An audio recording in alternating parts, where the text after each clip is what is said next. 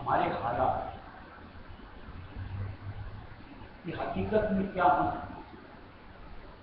उस परवरदिगार के निस्बत या अपने कुछ समझ सोच रखते हैं या नहीं।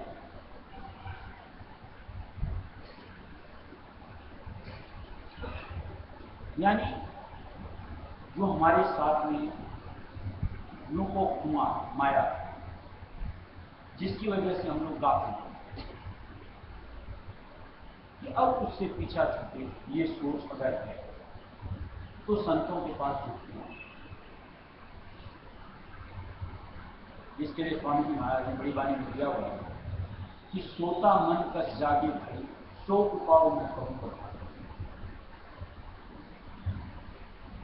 क्योंकि मन हमारा उस परम पिता को भूल करके गाफिल हो, उसको कैसे चेतन किया जाएगा, उसका रास्ता मैं दे सकता।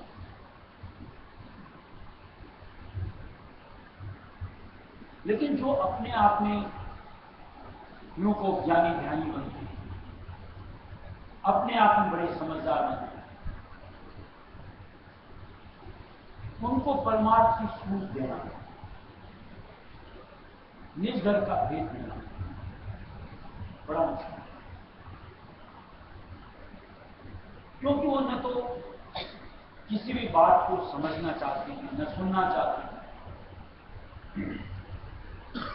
और जहां सुनना और समझना ही नहीं, वहां उस जगह के ऊपर आगे बढ़ना उनके लिए मुमकिन ही नहीं। वही बात की जगह वहां इंसान सोया कैसे उठाया जाए।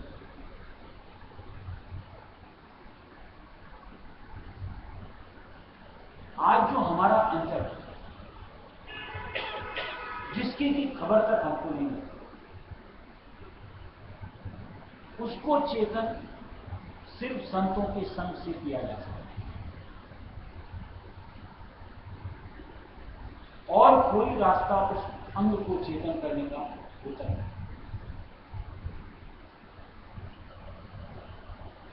लोग बात जो आम एक धारणा है, ये जो बाहरी मन जो दिन रात पेंडुलम, घड़ी के पेंडुलम की तरह डोलता है, इसी को सर्वे सर्वा मानते हैं। यानी ये जैसी समझौती देता है, जो बुझाता है, उसी को सही मान करके उसी अनुरूप अपने आप को रखा।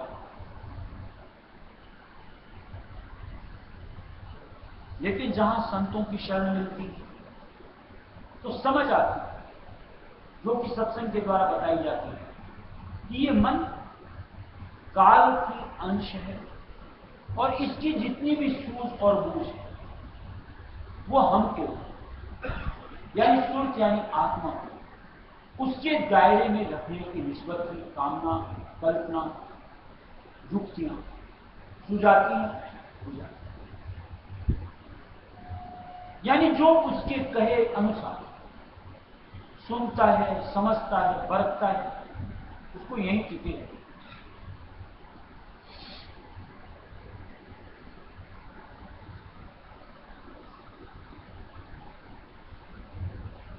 आज जब मालिक की शरण मिलती है तो इन सब बातों की भनक मिलती है कि हम अपना आकाश किस तरीके से करें, तो हम उससे निकलने का, बचने का प्रयत्न करते। तब हमें समझ आती है कि ये सोच मेरे लिए हितकर नहीं, अहितकर है, यानी उसमें मेरा नुकसान है, और हम उस सोच को मानने में अपने आप को पीछे कदम रखते हैं।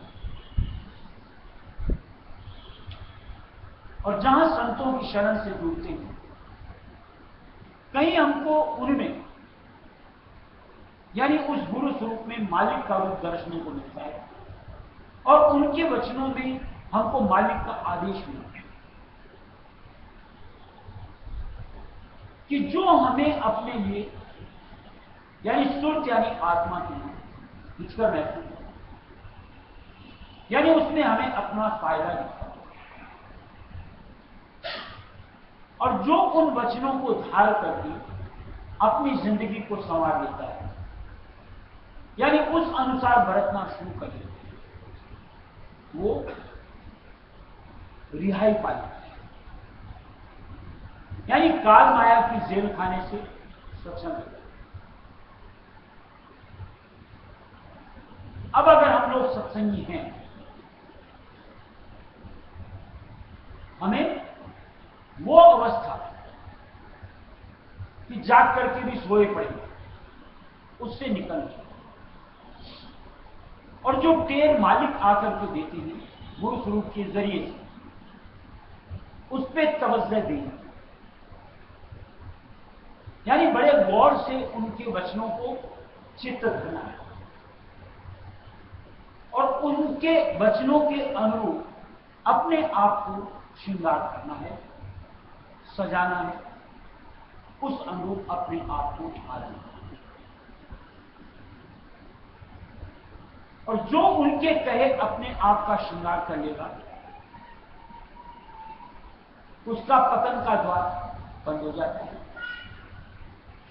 यानी वापिस नीचे की तरफ उसका बर्ताव बंद हो जाता है, खत्म हो जाता है, और तब कहीं हमें घट अंतर में ऊपर की राह देखने को मिले कि जो हमें ध्रुव पद तक पहुंचाए, यानी परमपिता रायस्वामी दया। अब ये समझ में जब तक सच्चे संतों का समागम न मिले, यानी वक्त गुरु का साथ न मिले, तब तक न तो नसीहत ही मिलती है, और न ही हमारा ये मन उन बातों से झकझोरा जाता है,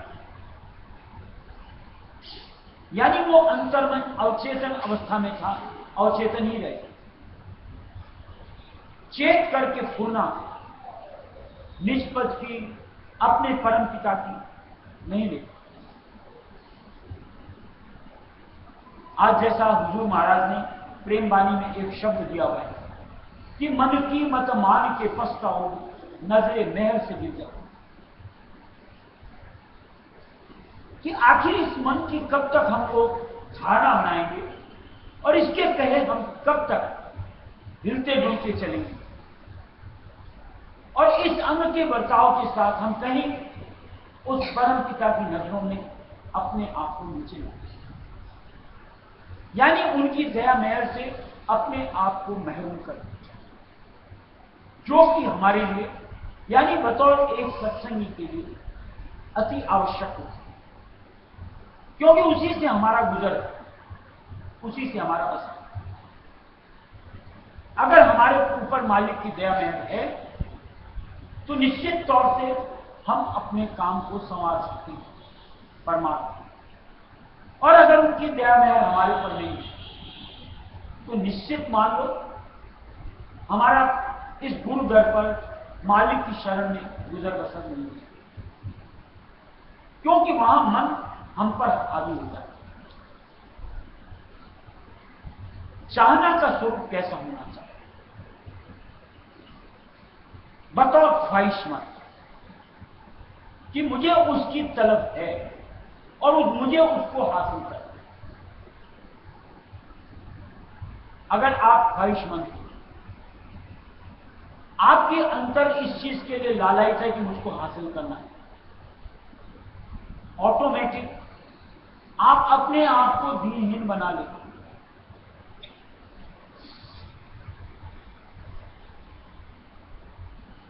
जैसे दुनिया के अंदर में भी देखो आप, कई बर्ताव जो हम लोग नित्य में करते हैं कि जहां से हमको कुछ मिलना होता है,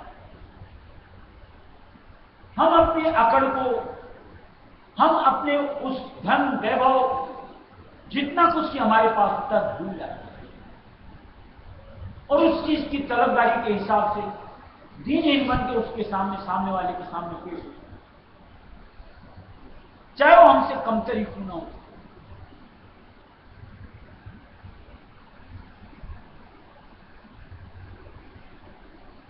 वहां तो मान लो कोई ना कोई स्वार्थ सिद्धि थी,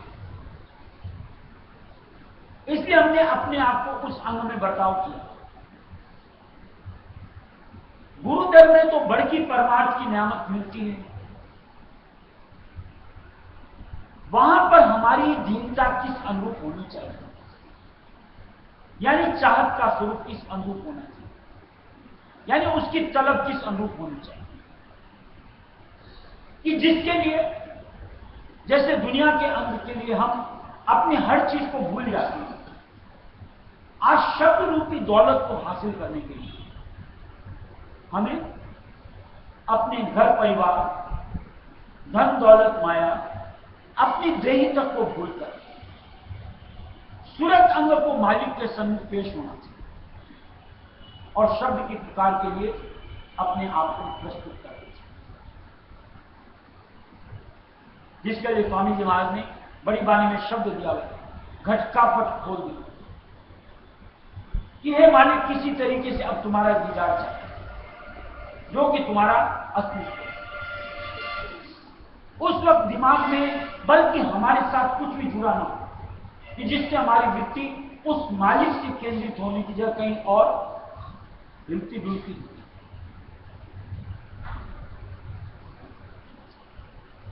और ये तभी बनता है, जैसे कल की सत्संग में विकारों को लेकर के बात कि जब हमारा मन निर्विकार हो जाता है, चाहत का स्वरूप परम पिता की निस्बत तभी बनता है, यानी ख्वाहिशमंद। जब तक विकारों की संलिप्तता है,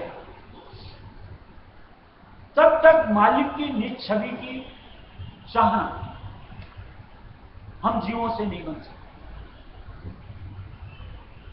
यानी तलबगिरी उस मालिक के दर्शन की, उस मालिक के अनमोल शब्द की, हमारी इस ख्वाहिश के साथ कि मुझको चाहिए ही चाहिए नहीं बनती। ऐसे हालात में वो मालिक भी अपने उस दात को ऐसे जीव को बख्शिश करे तो कैसे करे, यानी खुल करके उस जीव के सामने प्रस्तुत हो तो कैसे, कि जहां विकारों की वजह से हम उसकी कदर तक न कर सकते।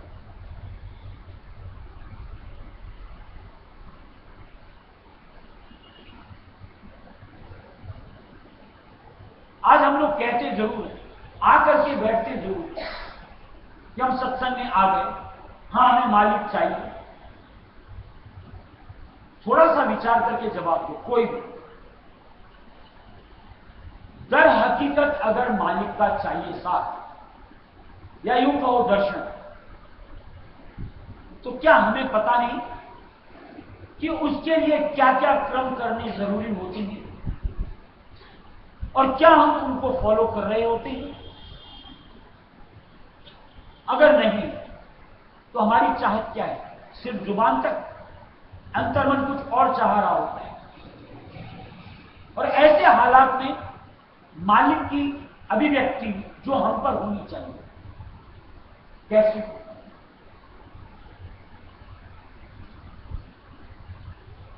देखो एक दुआ दिया हुआ है कि सब घट मेरा साईं है, खाली रहे न कोई।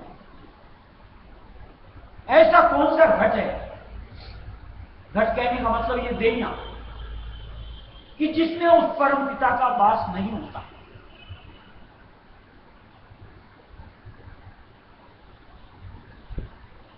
लेकिन चूंकि हमने अपने आप को विकारों के बर्ताव से एक काला चश्मा लगा रखा है अपने, हमें वो दर्शता नहीं, अनभिज्ञता बनी रहती है।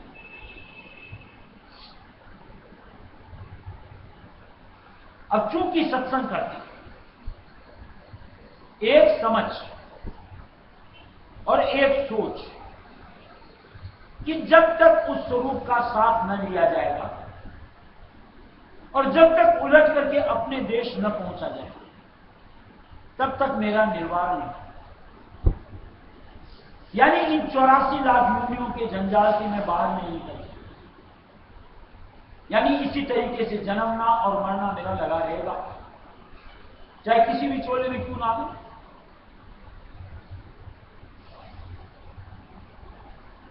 तो निश्चित तौर से फिर उसके निस्बत जो भी कर्म करना होगा हम उसको प्राथमिकता के साथ निभाने का जतन करें।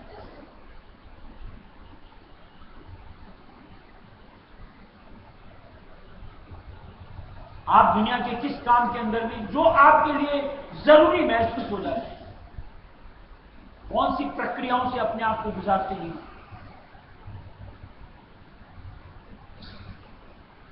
हालात प्रतिकूल होती है, बावजूद उसके आप अपनी तरफ से पूरी जद्दों से करते हो, पूरी मशक्कत करते हो, सिर्फ इसलिए कि आपको उसकी तलब है।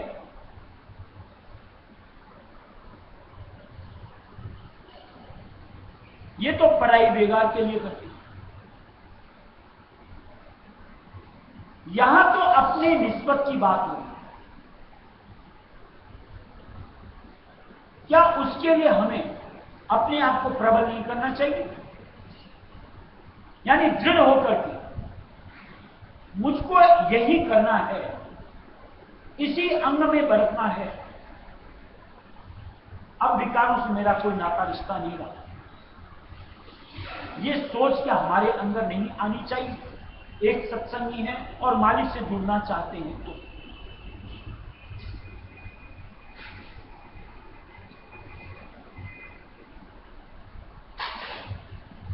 और देखो सीधी शब्दों के अंदर में बात, उस शब्द की दौलत को मालिक तभी बख्शिश करता है, उस मालिक अपनी निज स्वरूप की दौलत को तभी बख्शिश करता है जब पात्रता देखी जाती है, लियाकत।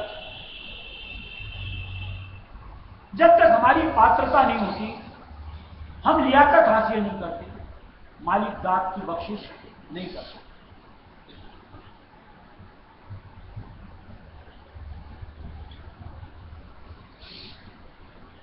देखो इसके लिए एक छोटा सा किस्सा, जैसे पुराने जमाने में, अभी भी कई जगह है, अभी तो सब समझ लो मान लो पाखंडी है, पुराने जमाने के अंदर में जो साधु महात्मा होते भिक्षाटन किया करते, उनके जीवन की याचिका चलाने का साधन एकमात्र भिक्षा ही होती है कि दिन भर अपना भजन ध्यान करो और 2 वक्त की रोटी के लिए भिक्षा मांगते। ऐसे किसी एक द्वार के ऊपर गए, कुंडी खटखटाई, अंदर से गृहिणी बाहर आई, महात्मा को देख करके ला करके उनकी झोली में जो उसको देना था डाला।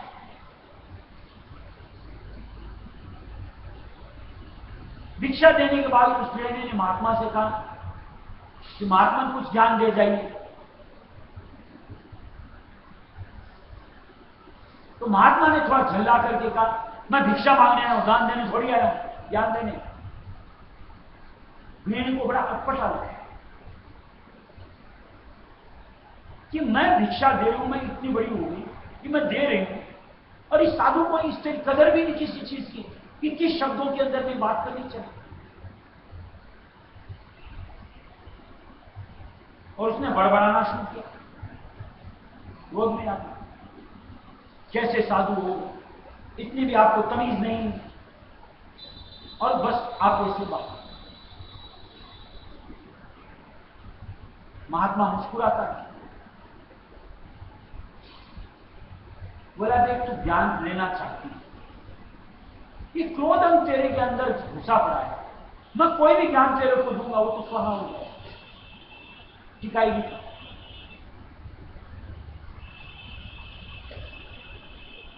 अगर ज्ञान लेना है चित्त को शांत रखना, तो जो कुछ समाएगी वो तुम्हारे अंदर ठहरेगी। हम लोग रोज सत्संग सुनते, न जाने कितनी सत्संग सुनते, लेकिन हमारे अंदर ठहरती नहीं। कभी विचार किया क्यों? इसीलिए विकारी अंगों के अंदर तो दिन रात बरतती है, जो कुछ सुना बाहर देखो, हमारे साथ नहीं जुड़ा, इसलिए उसका प्रभाव हमारे ऊपर हमें देखने को नहीं मिलता। थोड़ी सी उधर की अलर्जी करो, यानी विकारों में बर्ताव अपना बनो। देखो सत्संग कितना सुफल होता है, हमारी दिनचर्या, हमारी भावना किस अनुरूप प्रदर्शित होती है। और ऐसे में सत्संग का सार लेना बड़ा सहज हो जाता है। मालिक के दीदार को अपने अंतर समा लेना बड़ा सहज हो जाता है, जो कि त्राटक के जरिए से मिलता है, और वो हमारे लिए कारगर साबित होता है जब हम घट अंतर अपने आप को समेटने का प्रयत्न करते हैं।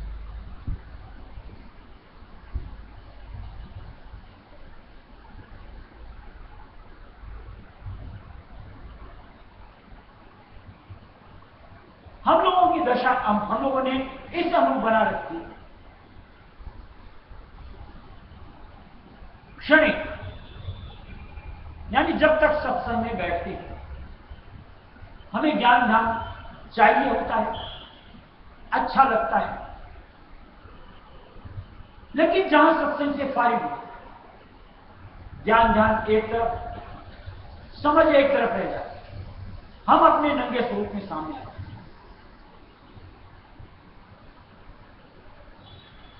ये कौन से हालात हमने अपने बना रखे हैं?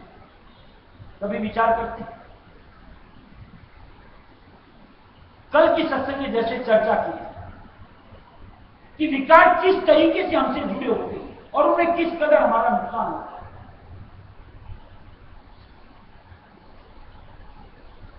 क्या विचार किया गया? यार बात सही है, मुझको अब ऐसे नहीं करना, और कल से अभी तक में अपने अंदर क्या परिवर्तन लिया?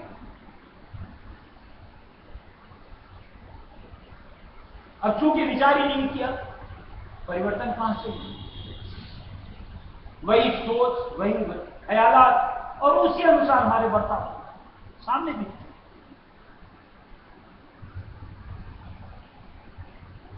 कहने को तो अभी सबसे किसी से भी पूछ लो, हम सब मुक्ति चाहते हैं, हम सब मालिक का दर्शन चाहते हैं, हम सब रहस्य नाम की ध्वनि चाहते हैं, सब यही कहेंगे।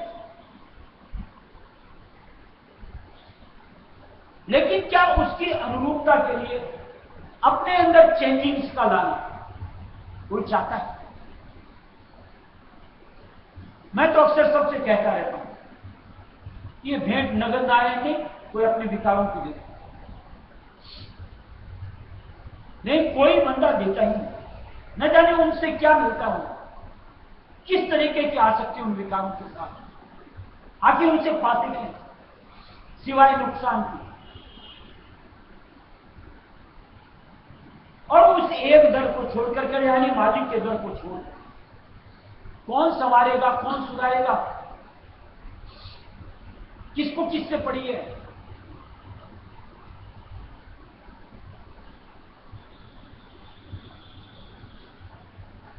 ये कोई सहज बात नहीं होती। देखो, मालिक ने एक भजन बनाया है कि जिधर से निकल करके हमको अपने घर की तरफ जाना, सीधा ना। यहां पे काल ने बड़ा संगीन ताला जड़ा हुआ है।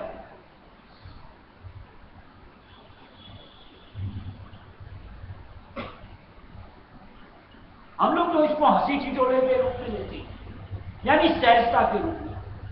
इससे ये संगीन ताला नहीं खुल सकता। उसके लिए जतन करना पड़ता है, मशक्कत करनी पड़ती है, तब कहीं समय पा करके इसके खुलने की घड़ी आती है।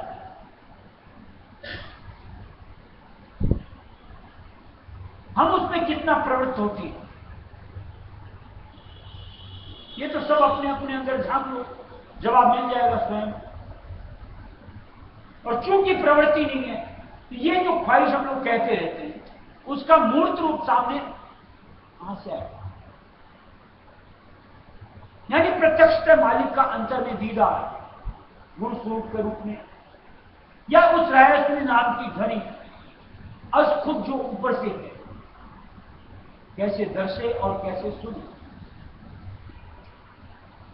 महाराज ने नए शब्द में दिया हुआ भी, घट द्वारे लगा है संगीन ताला। और इसको खोलने का एक ही रास्ता जो गुरु नानक ने दिया हुआ है कि नाम की कुंजी जो मालिक देते हैं गुरु रूप के द्वारा, उसको हर वक्त घुमाते रहना है। न जाने कब से ये ताला जुड़ा हुआ है, जंग लग गई, जर्जर हो गई, जकड़ गया। ऐसा नहीं कि अपन मान लो कभी कभार एक बार सत्संग अच्छी लगी, 2 दिन ध्यान बैठते हैं, ऐसा चाहते हैं 2 दिन हमारे घटकापट खुल जाए।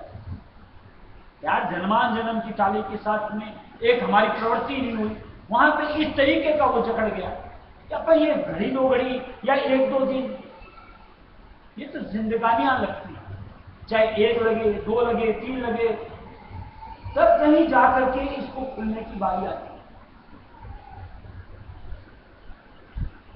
और जब तक ये नहीं खुलेगा, मुक्ति द्वार इसी को कहते हैं, आगे 10वें द्वार के आगे निकलना, न तो इसको क्रॉस कर पाएंगे, ना उसको क्रॉस कर पाएंगे।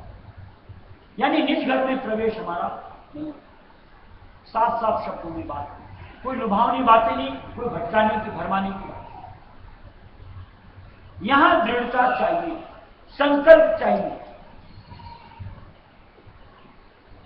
जब तक अपने आप को बोल्ड करके, संकल्प के साथ दृढ़ करके कि मुझको भी ये करना, जरा सा विचार करें। आज जैसे कोई नौकरी पेशा करता हो, चाहे हमारे हिसाब से अपन लोग जैसे उद्यम करते हो, चाहे कोई काश्तकार अपने किसान में खेती करता हो, खेत के अंदर अपने उनको निर्वाह करने के लिए, नौकरी वाला नौकरी के लिए, उद्यम वाला उद्यम के लिए, काश्तकार अपने खेती के लिए कितना परिश्रम करता है,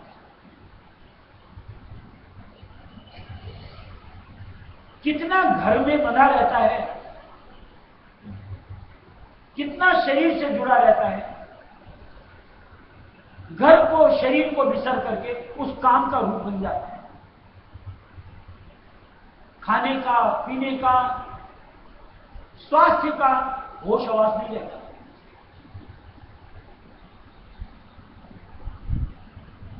तब कहीं जाकर के रिजल्ट मिलता है, आमद मिलती है। अरे ये नश्वर धन दौलत माया की बात कर रहे हैं, वहां पे आप अपने आप को इतना समर्पण करते हो, शिद्दत के साथ उसमें जुड़ते हो, यहां तो बड़ी नियामत की बात होती है।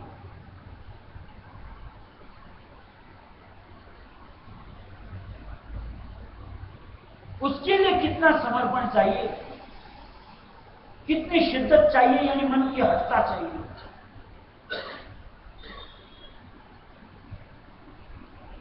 ये तो आनी जाने वाली बात है, यानी जिसके निस्बत ये करती है, लेकिन ये तो अविनाशी दौलत मालिक बख्शता है कि एक बार मिल गई तो हमेशा की हमारी हो गई।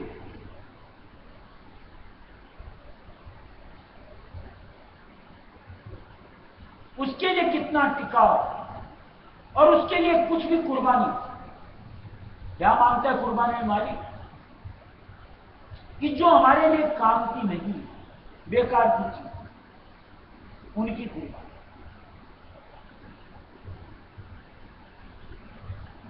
ताज्जुब तो यह है कि उन बेकार की चीजों को भी हम पकड़ करके रखते हैं कि ये कैसे गए, और वो भी अविनाशी दौलत के लिए।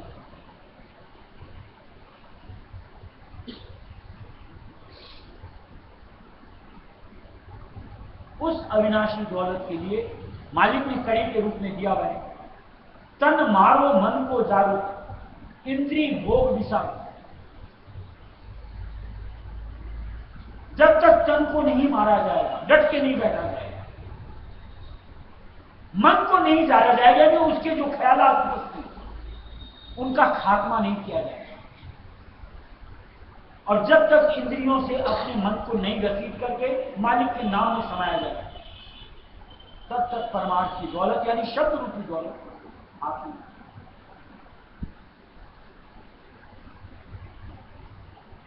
अब अगर चाहते हैं उस दौलत को, ये सारे जरूरी है, और धारणा है कि मुझे ऐसा करना है, और एक लगन और उसका निर्वाह, मरते दम तक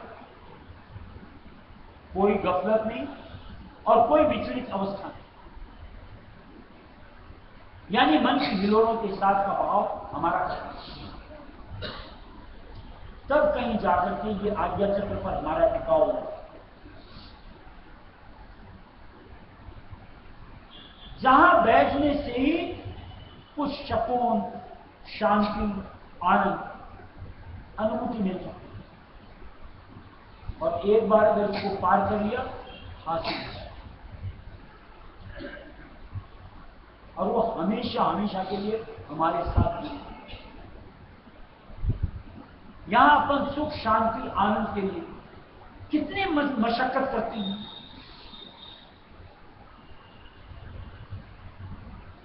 यहां तो मालिक सिर्फ 2 वक्त की हाजिरी मांगता है,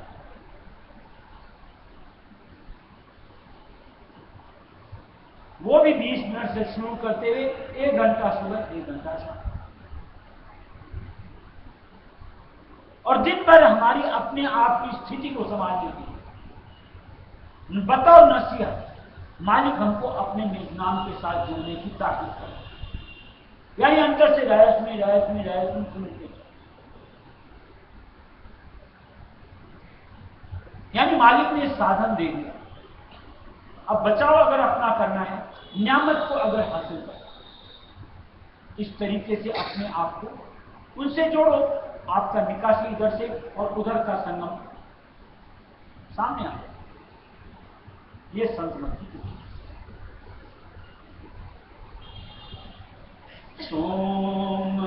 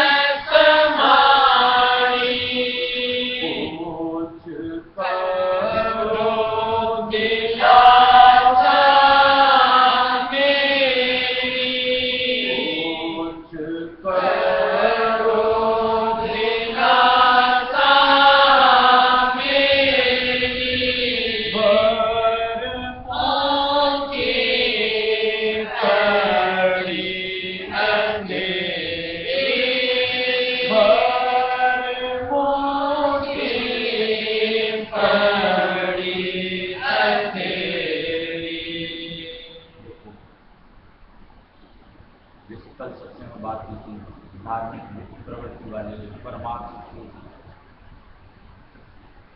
तादाद इन्हीं की ज्यादा है इस मंडल में, खासकर अपने में।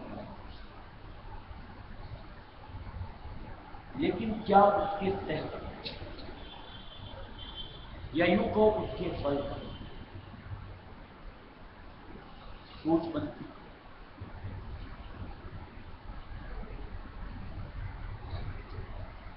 यानी अपने आप को धार्मिक वृत्ति का, परमार्थी सोच वाला इंसान को कहलाना पसंद करता,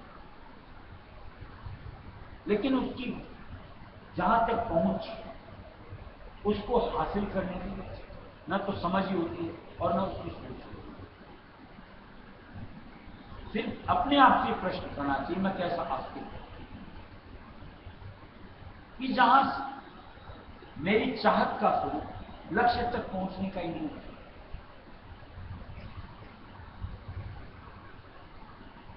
हम लोग कहीं ना कहीं बीच में, यानी लक्ष्य से पहले भटक जाते हैं। यानी तरह तरह के ख्याल हमारे अंतर उपजते हुए हम दूसरी राह पकड़ते हैं। ये एक तरफ रह जाता है, रास्ता दूसरी तरफ निकल जाता है।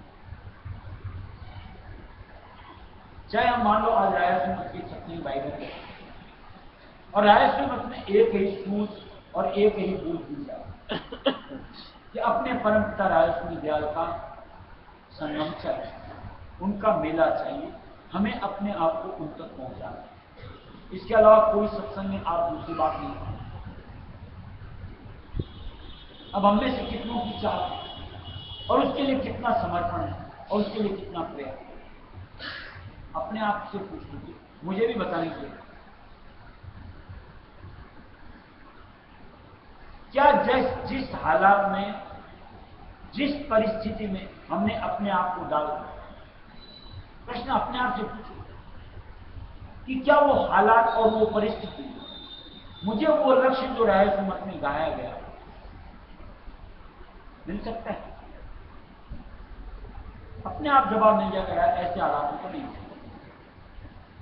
तब कहीं मन खिंचके तो सही, यानी लक्ष्य के प्रति दृढ़ तो हो। लेकिन अद्भुत बात कि हम वो समय भी नहीं निकालते कि जहां अपने आप से भी कोई प्रश्न पूछे। मन के बुने हुए जाल के अंदर में अपनी ही उलझन से उधेड़ हुए हम अपने आप को लगा रहे, लक्ष्य एक तरफ हम वहां, और ये हालात सत्संग के लिए कतई उचित नहीं।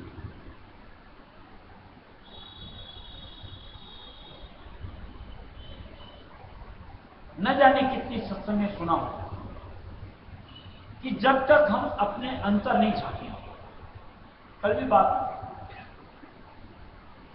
तब तक हमें अपनी बूझ नहीं समझ में आई कि मेरी परिस्थिति क्या है। हम लोग खाली बाहर वृत्ति डोलाते हैं और बाहर के रिजल्ट को अपने लिए समझने आते हैं, जो कि एकदम गलत है। क्योंकि बाहर तो सिर्फ धोखा ही धोखा है, छलावा ही छलावा, और जो अपने आप को सिर्फ बाहर तक सीमित रखते हैं, निश्चित मान लो अपना आकाश ही है, कभी अपना लाभ यानी फल नहीं ले सकते।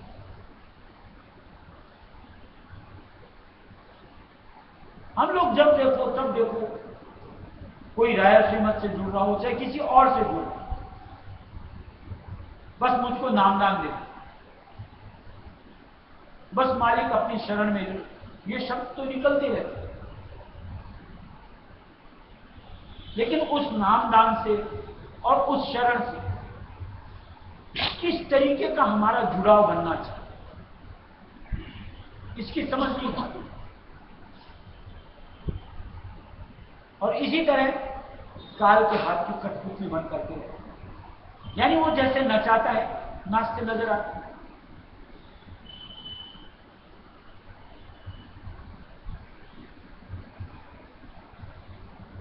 हमारी सोच में जब तक अपने आप की समझ नहीं आएगी, यानी अपने हालात से हम अपने आप को वाकिफ नहीं करेंगे, तब तक उसका निवारण, यानी उस हालात से कैसे उबरा जाए, इसकी चाहना भी नहीं बनती, रास्ता भी नहीं सूझता, और हम उस निवारण की परिस्थिति तक अपने आप को लाए हैं। और ये हालात खासकर रहस्य मत का परमार्थ कमाने के लिए उचित नहीं पाए। हम लोगों की परिस्थिति कैसी थी? देखो एक किस्सा और, बौद्ध धर्म सुना हो? बौद्ध धर्म में सबसे पहले जीव को भिक्षुक बनाया जाता है, यानी गृहस्थ छोड़ करके आओ, गेरुआ वस्त्र पहनो, बाल कटाओ और अपने आप को संन्यास के रूप में ले आओ।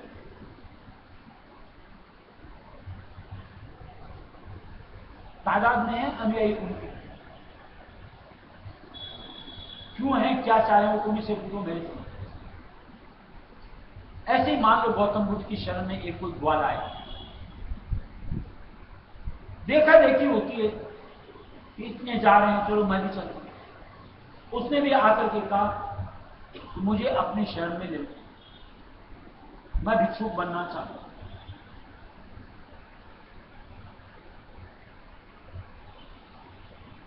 ख्याल तो ठीक है ना, लेकिन चूंकि करने वाले किसी पुरुष से जुड़ा, गौतम बुद्ध ने पलट के प्रश्न किया, एक बात बता, तू खेत के बाहर बैठ करके भेड़ बकरियां चराता है? बोला हाँ जी।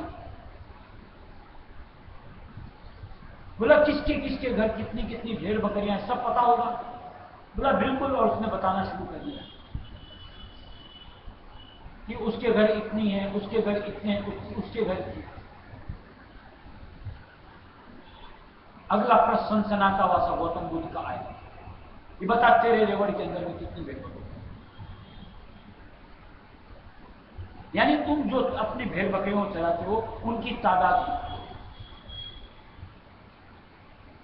इधर उधर झांकने लगे, क्योंकि अपनी तो कभी गिनती की नहीं। ऐसी दशा हमने अपनी बना ली। हमसे पूछो उसमें क्या क्या है, अभी हम बताते दिखेंगे।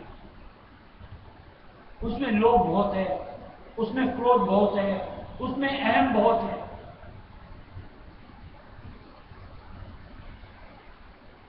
जहां कोई प्रश्न अपने प्रति आएगा कि बता तेरे में क्या, बोलती बंद हो जाएगी। हम अपने अंदर झांकते ही नहीं,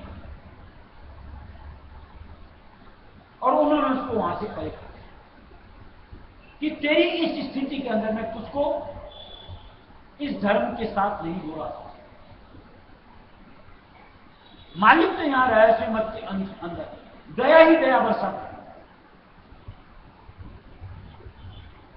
यानी कोई कामी हो, क्रोधी हो, लोभी हो, लंपट हो, फिर भी मालिक उसको भक्तों की श्रेणी में ले लेते। रहस्य मत का जीवों के साथ सरोकार ऐसा, दया का वार पार नहीं, कि अगर शरण से नहीं जुड़ेगा तो इन विकारों से निवारण कैसे कर पाएगा, किस साधन के जरिए से? इससे मालिक जोड़ते जरूर है अपने साथ, लेकिन जो सत्संग में समझौतियां मिलती हैं, जब तक उनको अपने ऊपर अप्लाई नहीं करते, तब तक हम अपनी खोट को अपने से दूर नहीं करते। और जब तक हमारे अंदर में खोट है, हम मालिक के नाम में नहीं पिरोए जा सकते, मालिक के स्वरूप में अपने आप को विलीन नहीं कर सकते, खो नहीं सकते। और जब तक रहस्य में नाम को नहीं गाएंगे, मालिक में अपने आप को नहीं खोएंगे, तब तक बाहर किसी न किसी उलझन में अपने आप को उलझा है। मतलब समझ में कि कहीं न कहीं हमारी डोर माया के काल के हाथ में पाएगी, जो हमको अपनी तरफ गति, मालिक की तरफ नहीं बढ़ता। इसलिए कहीं मन में एक ठिठक होनी चाहिए कि पहले अवलोकन अपना, और जो है खामियां जिनको विकार कहते, भरसक प्रयत्न अपनी तरफ का, और उधर से मालिक की दया धार की अरदास कि मालिक दया दो ताकि मैं अपने इस सोच से पूर्ण रूप से सफल हूं। चाहनाओं में भी विकारों को खोलें, और जहां आपकी इस सोच में एक धारणा ऐसी आ जाएगी बढ़ करके मालिक के ध्यान से, और उस अंग से हमारा छुटकारा, और तब कहीं हम सिमट करके मालिक के नाम में, मालिक के स्वरूप में अपने आप को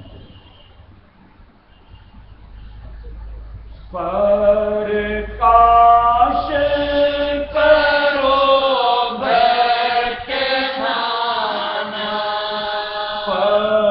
प्रकाश करो भटकाना, नित्य मर्म निमिर ज्ञाना, नित्य मर्म निमिर ज्ञाना, ओम तद अब किस में जाओ, ओम तद अब किस में जाओ, मैं तुम्हें सुनाऊं, मैं तुम्हें सुनाऊं, जब चाहो जब ही देना, जब चाहो